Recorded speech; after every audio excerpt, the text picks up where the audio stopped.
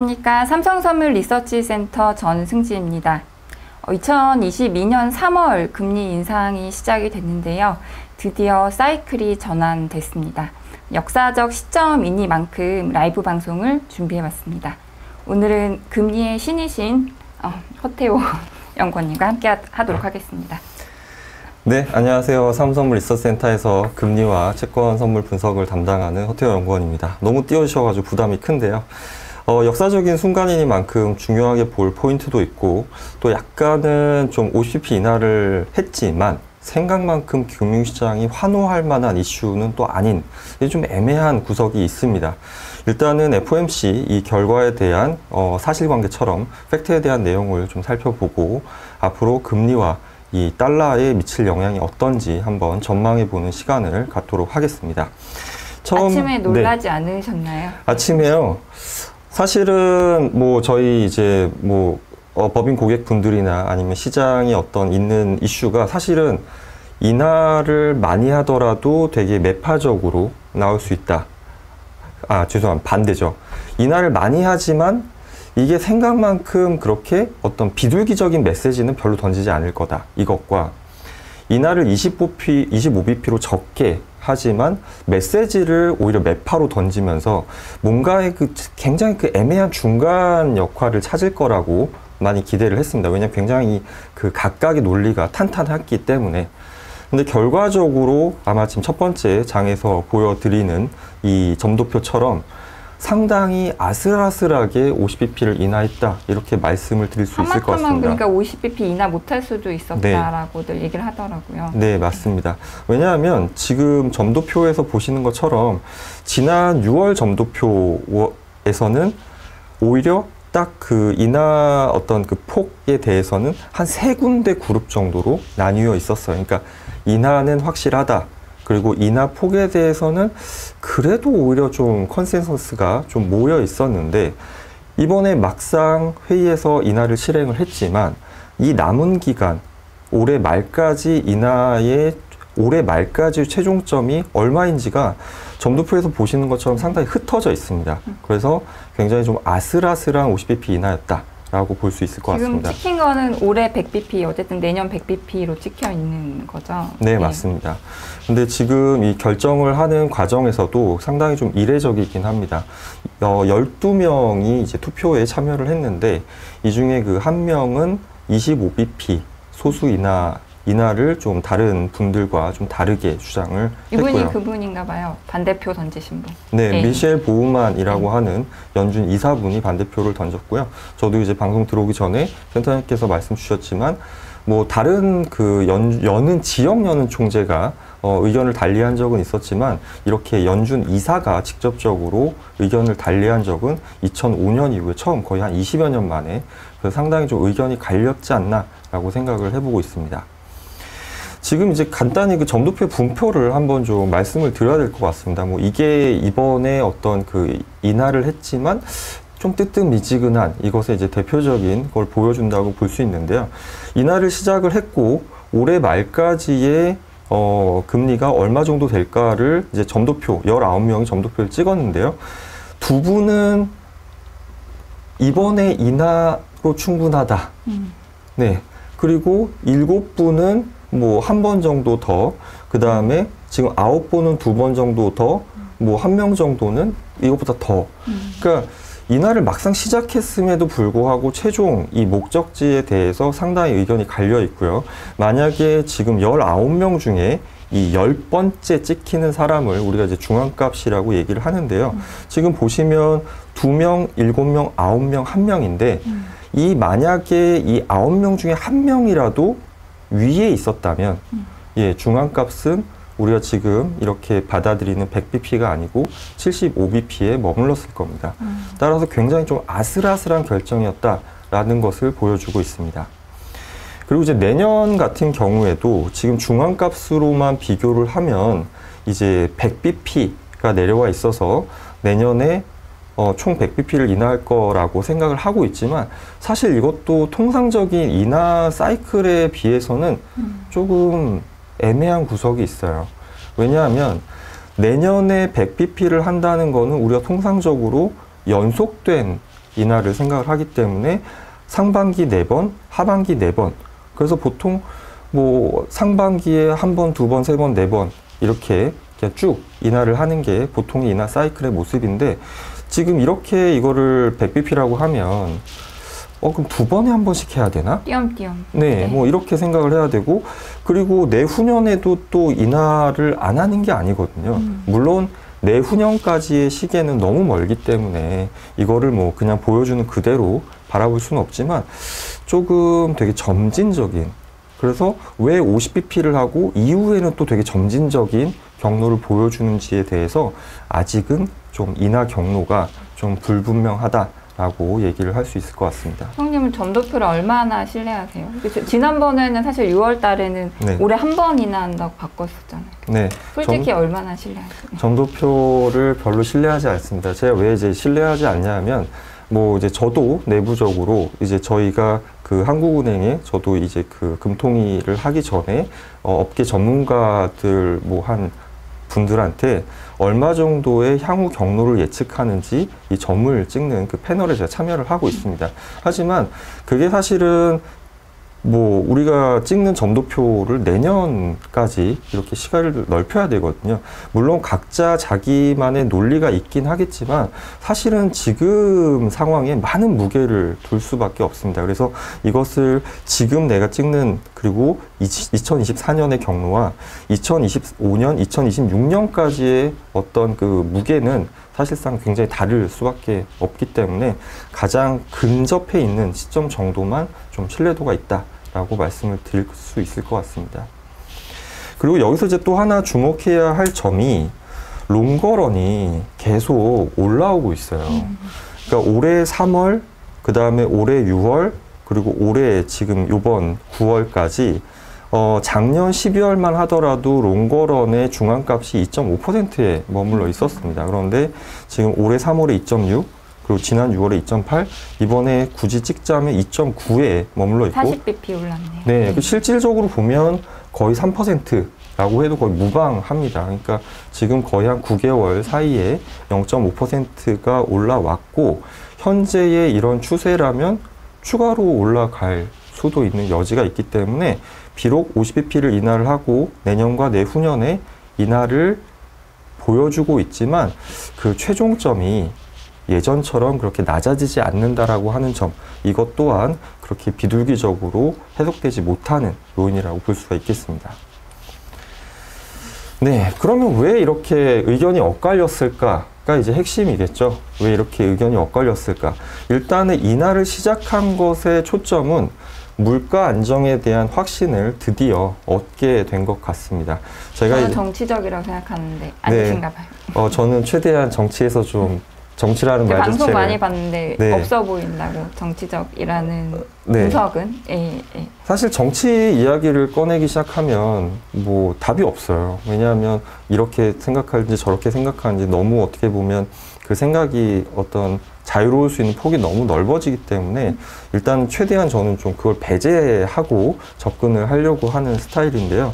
일단 지금 보면 물가 안정에 대한 확신, 제가 항상 아마 전 FOMC를 항상 볼 때 얼마나 본인의 전망에 대해서 확신을 갖는지가 이제 첫 번째 어떤 의사결정을 하는데 가장 중요하다라고 생각을 합니다. 그래서 아마 제 방송을 오래 보신 분은 아시겠지만 언제 이 불확실성과 이 확실성의 경계에서 확실성으로 우위가 넘어가느냐, 이게 항상 결정의 포인트라고 말씀을 저는 드렸었는데 이번에 보시면 지난 6월 점도표에서는 그리고 그때 S&P 보고서에서는 전체 19명 중에 16명이 물가에 대해서 불확실성이 있다라고 이야기를 했습니다. 하지만 이번에 전체 19명 중에 8명이 이 불확실성이 있고 3명에서 이제는 11명이 이 확실성을 확보했다는 것 자체가 어떤 정책 결정을 구체적으로 하기에 이제 충족되는 여건이었다라고 볼 수가 있습니다. 연준의 양대 책무가 고용하고 물가가 있는데 이제 네. 물가는 우리가 웬만큼 안심해도 된다. 네. 이렇게 판단했다고 보면 되겠네요. 네, 그래서 이제 보시면 지금 상방 위험이 기존에 12명에서 3명으로 줄어들었고 이제 균형에 도달했다라고 하는 분이 19명 중에 이제는 16명을 차지하고 있기 때문에 물가 경로에 대한 본인들의 절대, 물론 이제 다는 아니지만 19명 중에 11명이 물가 경로에 대해서 확신을 가지고 있고, 그러한 리스크에 대해서도 이제 균형에 이르렀다라고 하는 점을 이제 어떤 구체적인 정책 결정을 하기에 이제 충족이 된 여건이라고 볼 수가 있겠습니다.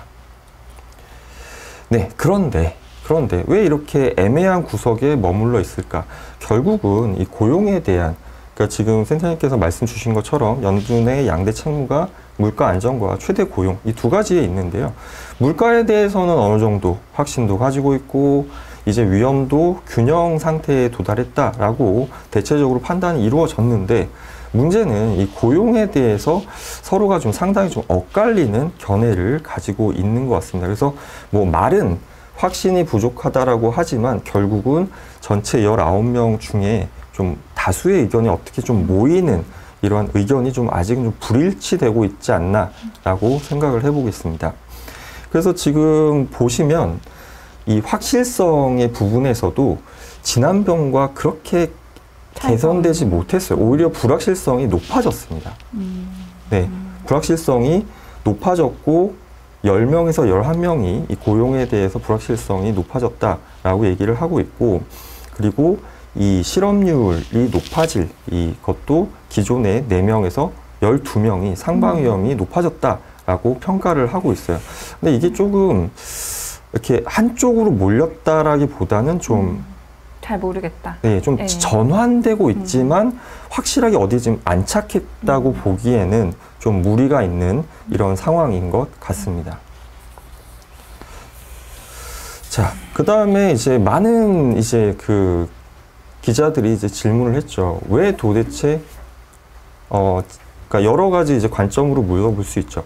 이번이 왜 도대체 25bp가 아니고 50bp인지, 또 그리고 그렇다면 왜 지난번에 하지 않았고 이번에 했냐? 왜냐하면 지난 그 7월 회의에서 이미 의사록에 직접적으로 기자회견에서 표현이 되진 않았지만 의사록에서 일부 위원이 이미 7월에 나는 인하를 하는 것에 동의할 수 있다라는 이야기를 던졌습니다. 그 이야기는 일부 위원은 이 고용의 약화 위험에 대해서 상당히 이미 경각심을 가지고 있고, 그러한 부분들이 앞서 보인 것처럼 의견의 어떤 상당히 스펙트럼이 넓어진 것에 이제 한쪽을 담당하고 있는데요.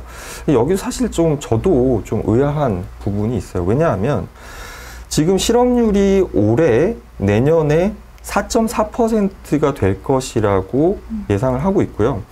지금 이제 그 어떤 그 극단치를 제외한 지금 이 범위를 봐도 중앙값이 거의 굉장히 상방 쪽에 있습니다. 그렇다는 것은 어떤 좀 굉장히 매파적인 일부 위원을 제외하고는 대다수가 이 실업률이 높이 올라갈 것을 예상하고 있다.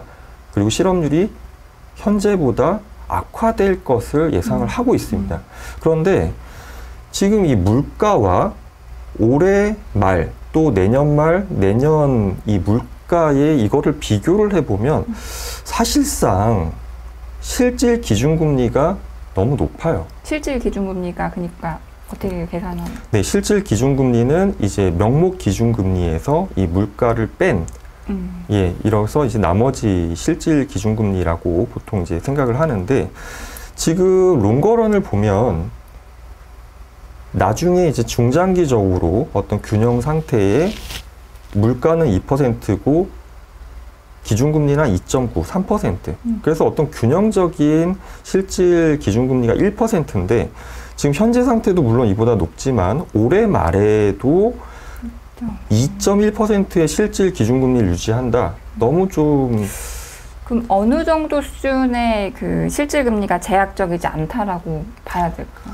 사실 이 점도표 기준으로만 하면 1%인 거죠. 1% 정도. 네. 예. 그런데 이렇게 천천히 간다? 조금은 모호한 부분이 있습니다. 그렇기 때문에 고용 약화에 대해서 좀 대응이 이 수치로만 보면 좀 미온적이고, 그러한 그것은 이 연준의 어떤 전체적인 컨센서스가 고용의 해석을 하는 부분에 있어서 아직까지는 좀 합치된 의견을 구하지 못한 것 같다라는 생각이 듭니다. 수석님 의견은 어떠신데요? 저는 얼마나 몇 번씩 내려야 될 것 같아요?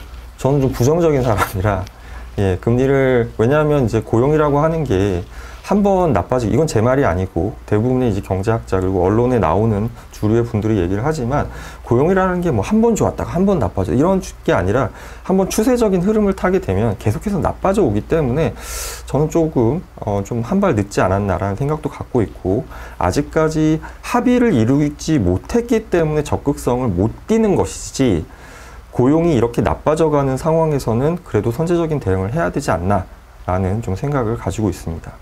그러면 연준이 전망치보다 더 빠르게 인하할 수도 있다고 보시나요? 네, 그럴 여지가 충분히 있다라고 생각이 됩니다. 왜냐하면 지금 미국의 이제 제조업과 서비스업을 굳이 물론 미국의 서비스업이 훨씬 더 중요하죠. 하지만 지금 이제 제조업과 서비스업을 각각 나누어서 생각을 해보면 제조업은 팬데믹 기간에 너무 폭증했다가 지금 악화라기보다는 좀 정상화.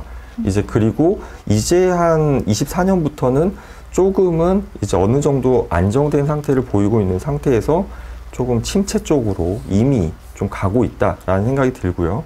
서비스업 같은 경우엔 제조업보다 템포가 좀 늦었죠.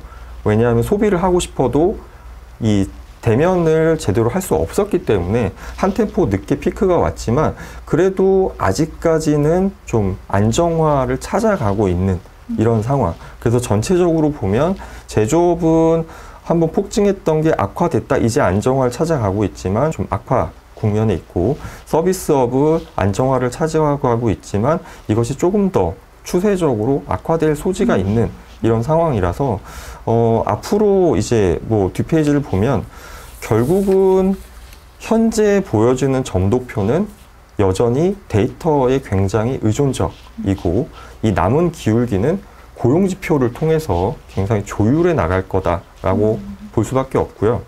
지금 이 적극적 대응이 필요한지 아닌지 그리고 이것에 대한 컨센서스를 형성해 가는 거는 어쩔 수 없습니다. 지표를 볼 수밖에 없고 근데 시기적으로 다음 FOMC가 11월 우리나라 시간으로 이제 11월 7일 새벽에 예정이 되어 있는데요. 고용지표가 하필이면 그 다음 날에 발표가 됩니다. 애매하네요. 네, 그러니까 이 11월 7일 기준으로는 고용지표를 2달치를 확인하는 게 아니라 한 번밖에 확인을 할 수가 없어요. 그래서 지금 뭐 9월 거 하나. 네, 9월 지표가 10월 초에 나올 건데 그것만 확인을 하고 10월 지표가 11월 8일 날 나오는데 FOMC는 11월 7일 날 있거든요. 그래서 최근처럼 지표의 안정성이 상당히 떨어지는 아마 이번에서도 마찬가지였죠. 이번 지표도 굉장히 안 좋았지만 이전 2달치가 굉장히 하향 조정이 됐습니다. 그래서 지표의 안정성이 상당히 떨어진 이런 시절을 갖고 있어서 연준이 뭐 한 번 좋았다, 한 번 나빠졌다를 추세적으로 확인하고 당장 11월에 적극적으로 나서기에는 조금 무리가 있을 것으로 보이지만 만약에 11월 7일 날 하고 나서 다음 날 그리고 12월 달에 나올 11월 고용지표 마저 혹시나 안 좋아진다면 여전히 12월 FOMC에서 인하의 폭을 지금 제시하는 25bp보다는 키울 여지가 있다. 그러니까 말씀하신 경로는 50, 25, 50이 네. 되겠네요. 네, 그럴 여지가 충분히 있다라고 생각이 듭니다. 왜냐하면 지금 최근 3개월의 그 고용지표의 어떤 그 흐름을 보면 굉장히 추세적으로 나빠지고 있는 모습을 보이고 있고요. 그 다음에 이제 구인 건수, 실업자 대비 구인 건수를 봐도 구인 건수 자체는 팬데믹 이전보다 절대 수치는 높아요. 하지만 실업자 대비해서 이 어떤 일자리의 어떤 비율 같은 것은 이미 최고 2까지 찍었었지만 이제는 거의 1에 수렴해 가고 있고 아마 이 수치는 뭐 추세적이라고 하는 이 지표의 특성상 이제 1을 좀 하회하지 않을까라는 생각을 해보게 됩니다. 금리 더 빠질까요, 그럼? 네, 그래서 이제 오늘 아마 어제 보셨죠. 50bp를 인하했음에도 불구하고 오히려 금리는 반등을 했습니다. 그 이야기는 현재의 시장 금리는 이미 한 4회에서 5회 정도의 100bp에서 125bp의 금리 인하를 사실상은 선반영을 하고 있다라고 생각이 들고요. 앞서 보신 것처럼 고용지표에 따라서 향후 기울기가 정해지겠지만 이것이 좀 더 분명해지기 위해서는 앞으로 10월, 11월 그리고 또 11월에 또 미국 대선이 자리하고 있습니다. 여러 가지 불확실성이 상존하고 있는 상황이라는 점에서 중장기는 오히려 조금 반등, 단기는 이미 인하 경로를 선반영하고 있기 때문에 반등보다는 현재 상황 유지, 기울기가 조금 더 가팔라질 거 생각하면 조금 인하할 수 있는, 내려갈 수 있는 이런 여지가 있다고 생각이 들고요. 관심의 초점은 제 입장에서는 사실 미국 10년 금리입니다. 10년 금리. 아마 보신 것처럼 왜 금리를 인하했는데도 특히 10년 금리 위주로 금리가 왜 이렇게 올라갔을까? 왜냐하면 이것은 경기에 대해서 파월 의장이 그렇게 경기 침체 우려가 높진 않다고 좀 부정적인 말을 했습니다. 아직은 좀 탄탄하다. 결국 그것은 고용이 그렇게 나빠질 것 같지는 않다라는 이런 시각 때문에 그런데요.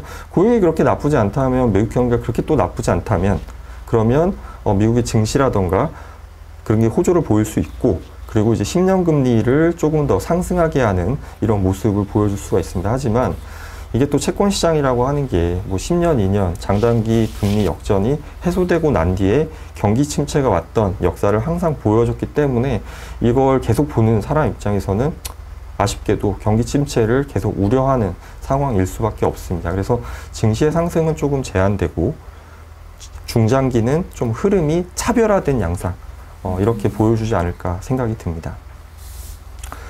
그래서 그 과거에 이제 뭐 항상 저뿐만 아니라 많은 분들이 항상 아마 보여주시는 차트일 것 같습니다. 미국의 경기 침체와 그 다음에 장단기 금리 역전의 극단 해소, 그 다음에 경기 침체가 왔던 이런 상황을 한번 살펴보면 89년 4월, 뭐 2000년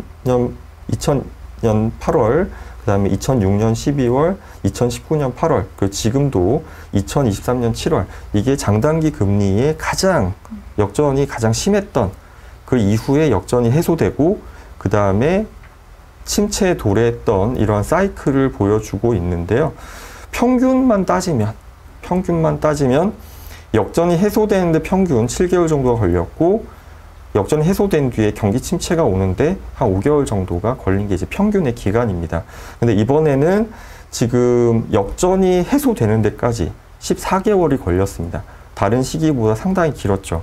예. 그러고 나서 과연 이제 언제 침체의 어떤 국면에 진입하게 될지, 이것이 굉장히 깊지 않은 연착륙일지 아니면 깊은 경착륙일지, 이거는 지금 예상하기는 조금 어렵지만 앞으로 이 고용과 침체가 도래하는 데에 대한 경계가 상당 기간 계속 이 시장의 경계를 높일 수밖에 없는 이런 시즌이 된 것 같다라고 생각이 듭니다. 네. 달러 이야기를 제가